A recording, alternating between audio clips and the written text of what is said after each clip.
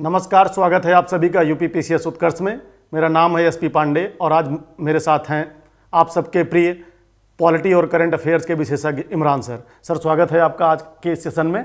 शुक्रिया सर, आज के इस सेशन के माध्यम से हम अपने विद्यार्थियों को यह संदेश देना चाहते हैं कि परीक्षा के दिन किन बातों को करने से बचें जिससे उनके साल भर की मेहनत बर्बाद ना हो और उनका परिणाम सकारात्मक रहे। तो इससे संबंधित कुछ प्रश्न हम आपसे पूछ रहे हैं सर, जिसका जवाब आप देंगे तो विद्यार्थी उसको बेहतर तरीके से समझ पाएंगे कि परीक्षा वाले दिन उनको किन बातों का ध्यान रखना चाहिए।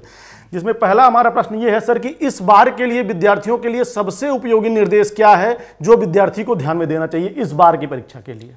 तो यूपीपीसीएस 2024 में आयोग का एक विशेष बदलाव इस बार हुआ है, तो विद्यार्थियों को भी मैं ध्यान उस ओर आकर्षित करना चाहूँगा कि इस बार विद्यार्थियों को अपने सेंटर पर पहुंचना तो हर बार पहले ही रहता था, लेकिन एग्जाम की टाइमिंग जैसे 9:30 बजे से है तो 8:45 पर गेट लॉक हो जाएगा। इसका मतलब सभी विद्यार्थी गेट के अंदर 8:45 में हो जाएंगे। और विद्यार्थियों की कई वर्षों से आदत बनी हुई है कि वह अंतिम समय में पहुंचते हैं। उनको पता होता है निर्देश में हमें पहले पहुंचना होता है, लेकिन उनका ऐसा मानना होता है लास्ट में भी पहुंचेंगे तो एंट्री मिल जाएगी। लेकिन ये गलती आप किसी विद्यार्थी को इस बार नहीं करना है। जितने भी विद्यार्थी होंगे सबको कोशिश करना है कि 8:45 के बाद एंट्री बंद हो जाएगी तो आप 7:15 तक लेटेस्ट आप अपने परीक्षा केंद्र में पहुंच जाएं। और इसके लिए आपको आपके सेंटर की दूरी, आपके गेस्ट हाउस से कितना है, आपके होटल से कितना है, आप जहां पर रुके वहां से कितना है, इसका अनुमान लेकर के और आधे घंटे और बिफोर निकलिए। विद्यार्थी कई बार ये गलती करते हैं। किसी ने पूछा कि 5 किलोमीटर की दूरी है तो उनको किसी ने राय दिया कि 40 आराम से 30 मिनट का सफर है, लेकिन विद्यार्थी ये भूल जाते हैं कि अंतिम दिन रस बढ़ जाता है। जब भी कोई एग्जाम होता है तो वहां पर ट्रैफिक अधिक होता है, कई बार आपको साधन नहीं मिलते हैं, जिसकी वजह से आधे घंटे का रास्ता 45-50 मिनट में तय होता है। बिल्कुल सर। तो विद्यार्थियों के लिए मेरा निर्देश है कि जितनी भी दूरी पे हो, जो उसका एक एवरेज टाइम हो, उससे 20 मिनट पहले निकलिए और कोशिश करिए कि आप 10 मिनट पहले पहुंचेंगे तो किसी भी प्रकार का कोई हड़बड़ाहट नहीं रहेगी आपके अंदर। आप इत्मीनान के साथ अपना रोल नंबर देख करके समयानुसार आप परीक्षा केंद्र में प्रवेश कर पाएंगे, ताकि किसी भी प्रकार का कोई डिप्रेशन या कोई हड़बड़ाहट आपके अंदर न रहे। इस पर विशेष ध्यान देना है सभी विद्यार्थियों को।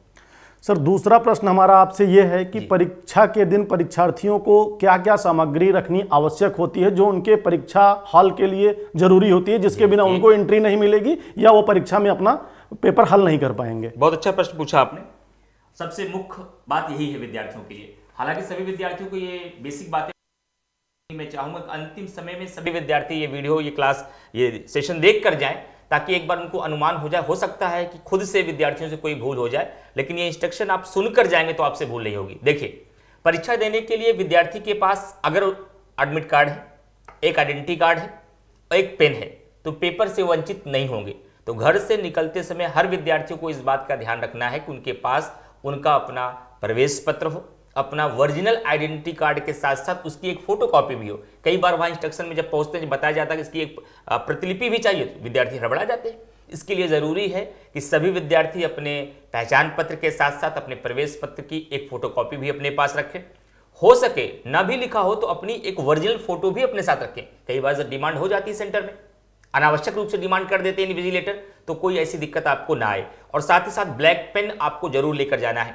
एक बात का ध्यान रखना है, ब्लैक पेन विद्यार्थी कई बार लेके जाते हैं तो कोई भी ब्लैक पेन लेके चले जाते हैं जी सर। जबकि ब्लैक पेन का जो प्रयोग करना है उनको ओमार को भरने में करना है जी। और ओमार का भरना एक आपका बहुत इंपॉर्टेंट पार्ट है।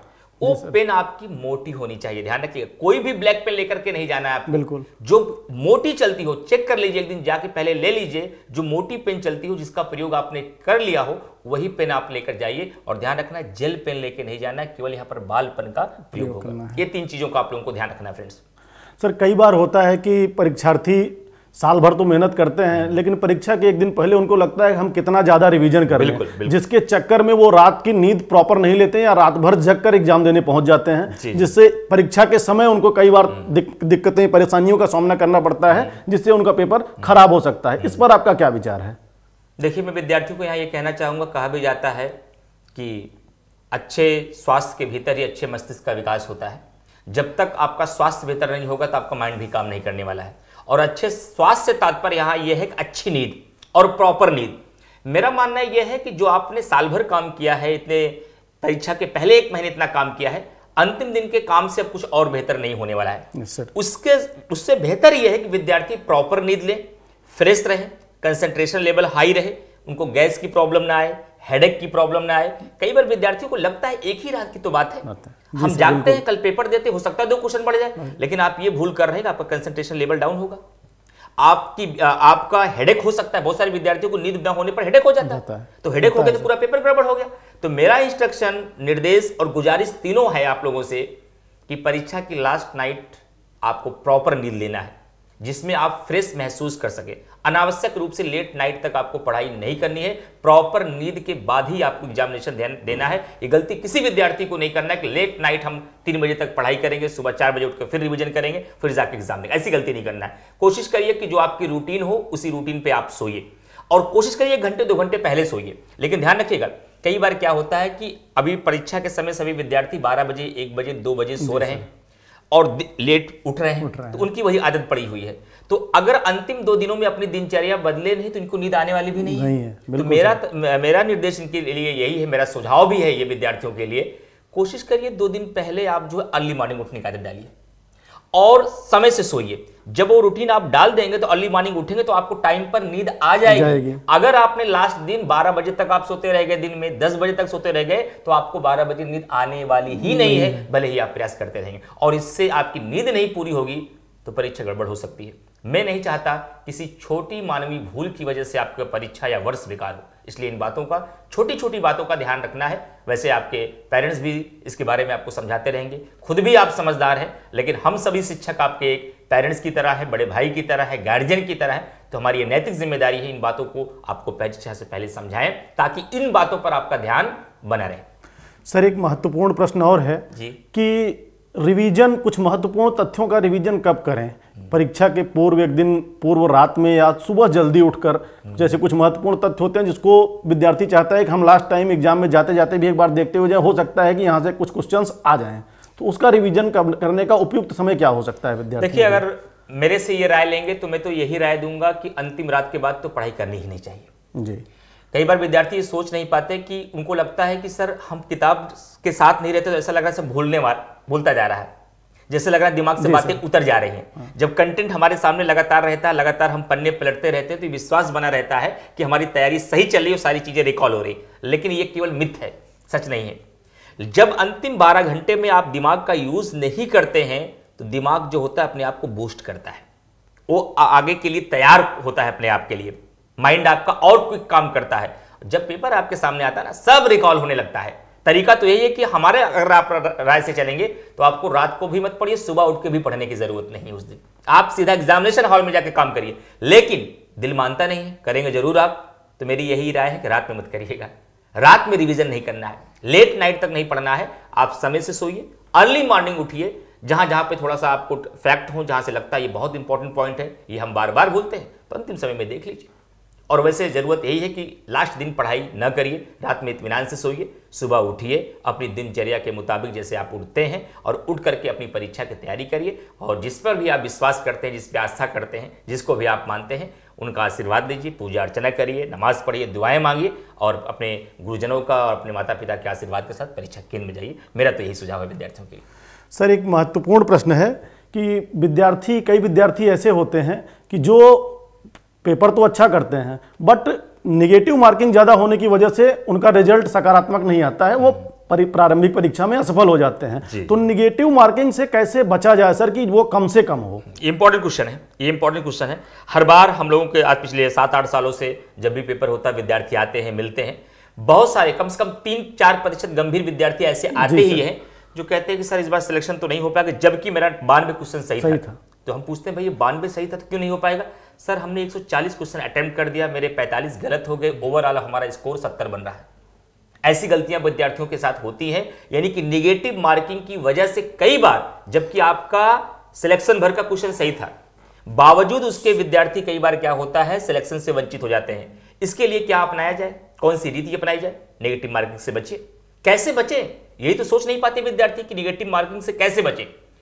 जब भी आप कोई प्रश्न पढ़िए, प्रश्न पढ़ने के बाद जब चारों विकल्प को देखिए, चारों विकल्प में से कोई भी एक अनुमान नहीं लग रहा है, ऐसे प्रश्नों को भूल से मत टच करिए, तुरंत गोला लगा दीजिए, ये छोड़ने वाले प्रश्न हैं, उसके लिए आप तैयार रहिए।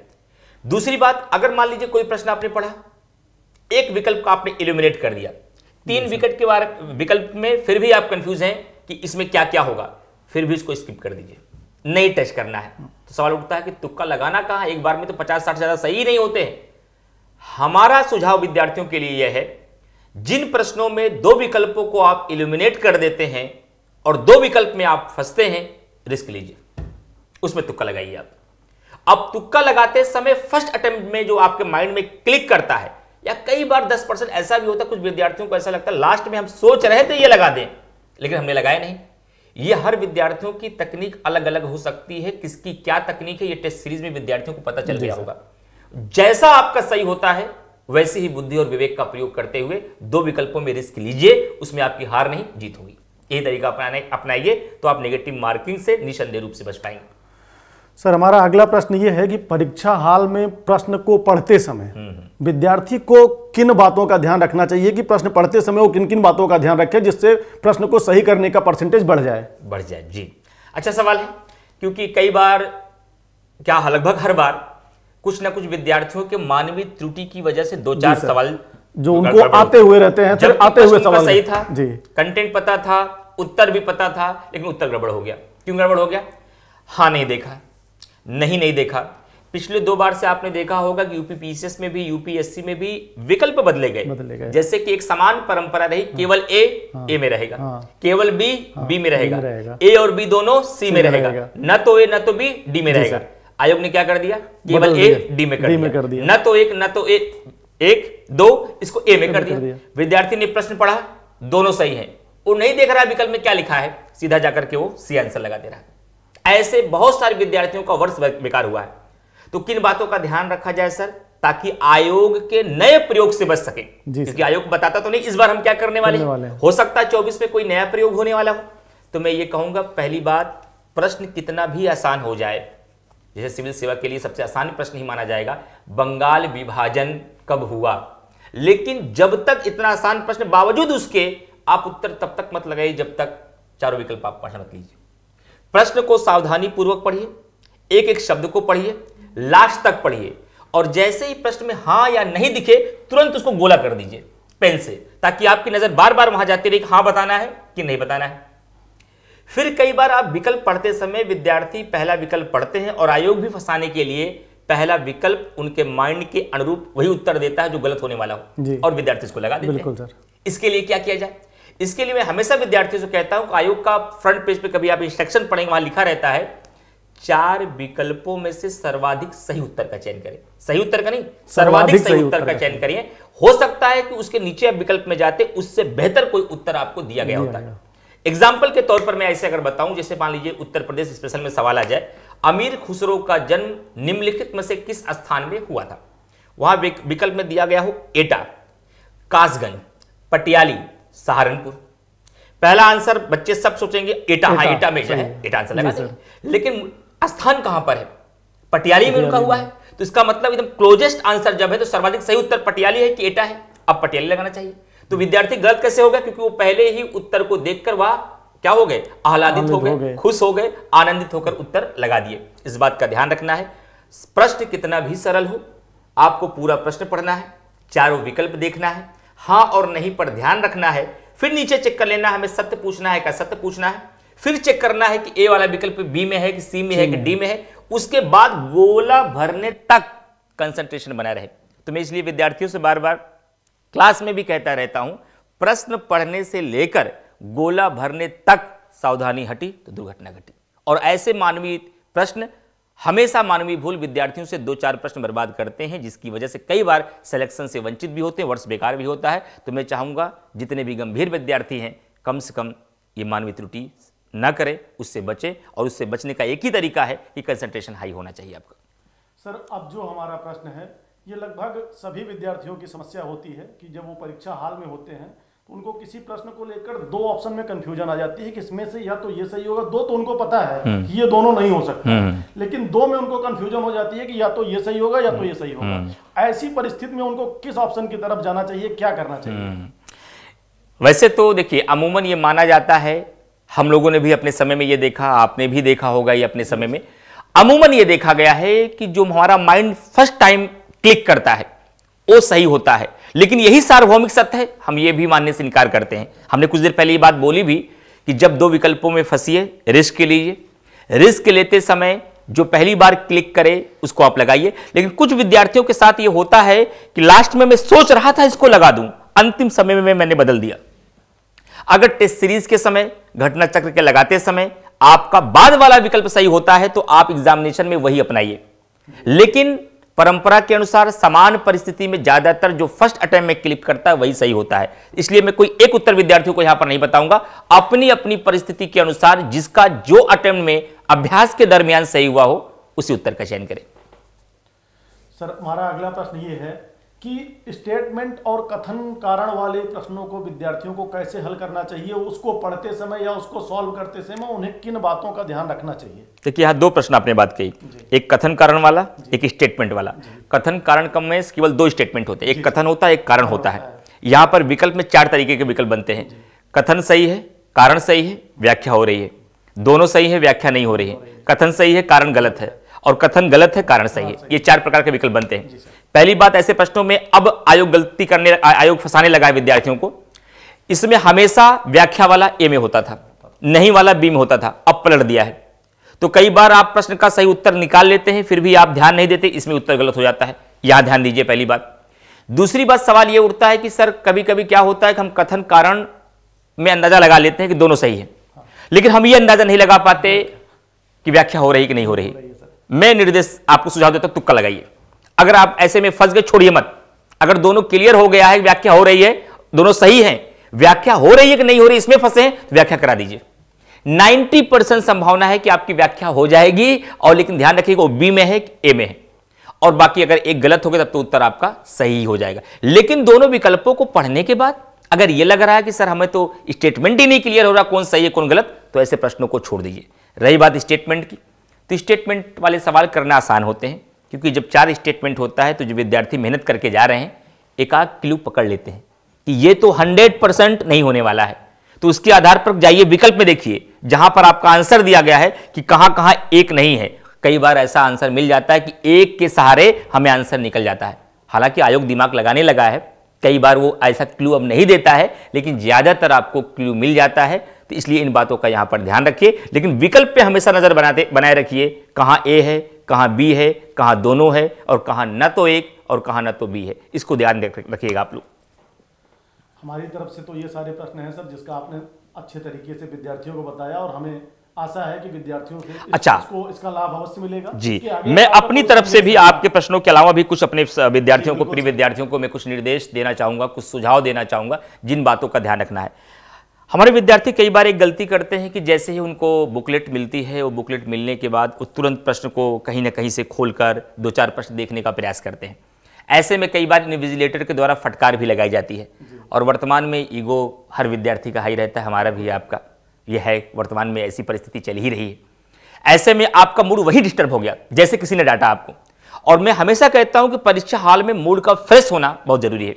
तो ऐसी गलती क्यों करते हैं? आपके पास पर्याप्त समय की दिक्कत है ही नहीं, तो आपको ऐसी गलती नहीं करना। जब तक आपको निर्देश ना मिले बुकलेट खोलने के लिए, तब तक मत खोलिए। दूसरी बात, जब विद्यार्थियों का उमार सीट भरना होता है, रोल नंबर, रजिस्ट्रेशन नंबर और अपनी उम्र की वहां के जो कोड होते हैं उसको भरना होता है, साइन करना होता है, उसके गोले भरने होते हैं। विद्यार्थी उसको भरते समय उनका दिमाग चल रहा है कि एक प्रश्न चुपके से देख लिए हैं, उसी में चल रहा है कि उसका उत्तर क्या होगा, और ऐसे में कई बार उनका उम्र गलत हो जाता है, बिल्कुल सर, गलत फिलअप हो जाता है। तो मैं ये कहना चाहूंगा, आपका सारा करा धराया धरा का धरा रह जाएगा अगर उम्र में एक भी गलती आपकी हो गई। तो जब आप उम्र भरना है तो सर्वाधिक कंसंट्रेशन रहने की जरूरत है। उसमें आप पेपर के बारे में कुछ भी मत सोचिए, अपना सारा कंसंट्रेशन उम्र पे लगा दीजिए। सर, एक प्रश्न हम आपसे पूछना भूल गए थे जी, कि ओएमआर में उत्तर को फिल करना क्या सबसे उपयुक्त समय क्या होगा? विद्यार्थी सारा प्रश्न करने के बाद उत्तर को फिल करे, या वो जितना प्रश्न करते जाए उसको ओएमआर में गोला काला करते हुए जाए? इसमें 2 विकल्प को अपनाएं। ऐसा तो बिल्कुल भी नहीं करना है कि पूरा 150 क्वेश्चन कर लिए, जो भी क्वेश्चन करने हैं, और लास्ट में 15 मिनट 10 मिनट अपना टाइम बचाकर लास्ट में हम गोला भरेंगे। ऐसी गलती तो किसी विद्यार्थी को नहीं करनी है, क्योंकि यहां 2 प्रॉब्लम है।